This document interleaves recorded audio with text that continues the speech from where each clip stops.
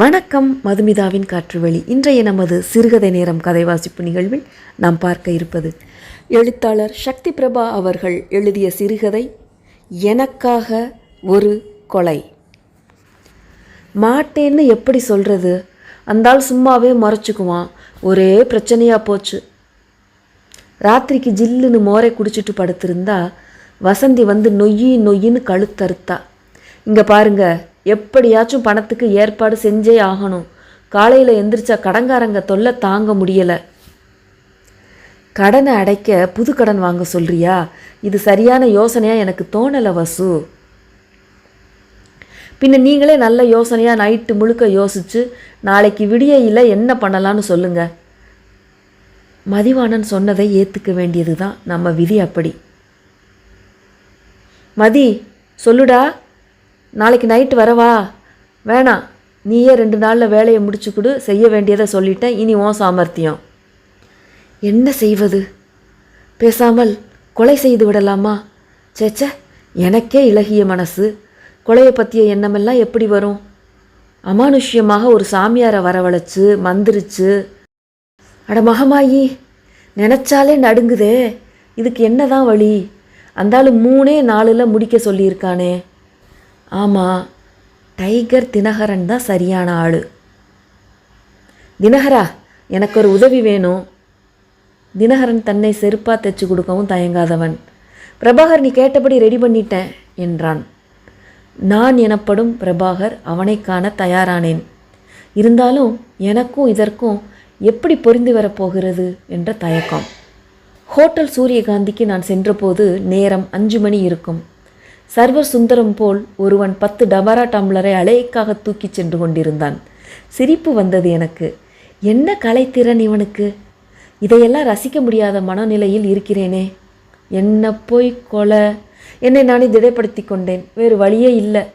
களத்தில் இறங்கிவிடும் கணம் நெருங்கி கொண்டிருந்தது. தினகரனிடமிருந்து பெற்ற பையில் அந்த தலையை வைத்திருந்தேன். எப்படியாவது மதியை இங்கே வரவழைத்து வந்த காரியத்தை முடித்து பணம் வாங்கிவிட வேண்டும். மதிக்கு தொலைபேசி அழைப்பு விடுத்த பிறகு நேர்த்தியாக அந்த தலையை எடுத்து டேபிளில் பரப்பினேன். யாரும் இங்கு வந்துவிட மாட்டார்கள் என ஊர்ஜிதம் செய்த பின் அந்த தலையை கூர்ந்து கவனித்தேன். கண் கொஞ்சம் பயம் கலந்த மாதிரி இல்லாமல் சின்ன பாப்பா கண்ணு மாதிரி குழந்தைத்தனமாக இருப்பதாக பட்டது. வாயில் வழிந்து கொண்டிருந்த இரத்தம் கொஞ்சம் காய்ந்திருந்தது. பல் சீராக இருந்தது. தவறு, பல்லை அடையாளம் தெரியாதபடி உடைத்திருக்க வேண்டும். அப்போதுதான் தப்ப முடியும். மதி வந்து விடட்டும், ஒரு முடிவு கட்டிவிடலாம். மதி வந்து விட்டதாக ரிசப்ஷனில் இருந்து கால் வந்தது. இதோடு 6வது சிகரெட். சின்ன வயசில் என் பக்கத்து வீட்டு காதலி பர்வதம் சிகரெட்டை விட்டுவிடு என்று தினத்துக்கு 10 முறை சொல்லியும் இன்னும் என்னால் விட முடியவில்லை. வசந்தி கூட பலதரம் எடுத்து சொல்லி அழுத்து விட்டாள். இன்றோடு இதை விட வேண்டும். ஒரு விரக்தியில் சிகரெட்டை அழுத்தி அந்த தலையை தடவினேன். முய்க் என்றொரு சப்தம் வந்தது. முட்டாள் தினகர், எத்தனை முறை சொல்லியிருப்பேன் தொழிலில் கவனம் வேண்டுமென்று.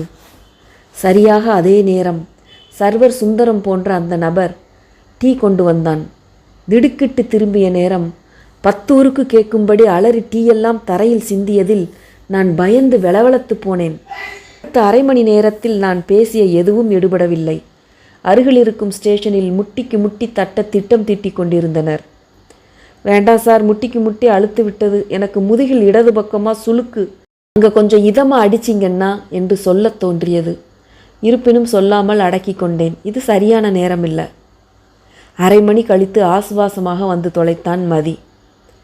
அப்புறம் இன்ஸ்பெக்டர் நாகசுந்தரத்திடம் ஆதி முதல் அந்தம் வரையிலான கதையை ஒப்பிக்க வேண்டியிருந்தது. சார், நான் அப்போவே சொன்னேனே சார், இவர் தான் வளர்ந்து வர டைரக்டர் மதி. யார் இவரா? வளர்ந்ததாகவே தெரியலையே. 5 அடி 6 அங்குலம் இருந்த மதி கோபமாக குதித்தார். என்னுடைய ரதிவசம் வந்த அதிரசம் 100 நாள் ஓடிச்சே, நீங்கள் பார்க்கலையா? சரி சார், விஷயம் இதுதான். எனக்கு க்ரைம் இல்லைன்னா ஹாரர் கதை எழுத சொல்லி ரூம் புக் பண்ண சொல்லியிருந்தார். இதுவரை பிளிய சென்டிமெண்ட் காதல் கதைகள் இப்படியே எழுதின பஞ்சு கைகள் சார் இது. யோசிச்சு 2 நாளில் கொஞ்சம் திரைக்கதை எழுதியிருந்தேன். அதுக்கு உபயோகமாக இதை தருவிச்சிருந்தேன். அதை இந்த ஹோட்டல் சர்வர் பார்த்து கொலைன்னு நினச்சி ஹி ஹி ஹி என்றேன் நான். நீ கதாசிரியரா? ஆமாம் சார். பெயர்? பிரபாகர். பிரபான்னு செல்லமாக கூட கூப்பிட்டுக்கோங்க சார். ஆனால் என்ன ரிலீஸ் பண்ணிடுங்க. மதி சாரோட முகநூலில் தொடுத்த முல்லை மலர் படம் பார்க்கலையா? நான் தான் திரைக்கதை வசனம் எல்லாம். அந்த கிராதக நீதானா? அதை பார்த்துட்டு என் சம்சாரம் படம் பார்க்குறதையே விட்டுடுச்சுப்பா. நல்ல சமூக சேவை. ஹிஹி சார். என்னை ரிலீஸ் செஞ்சதுக்கு அன்பளிப்பாக இந்த படம் வெளிவந்ததும் உங்கள் குடும்பத்துக்கு முதல் ஷோக்கு 3 டிக்கெட் ஃப்ரீ சார்.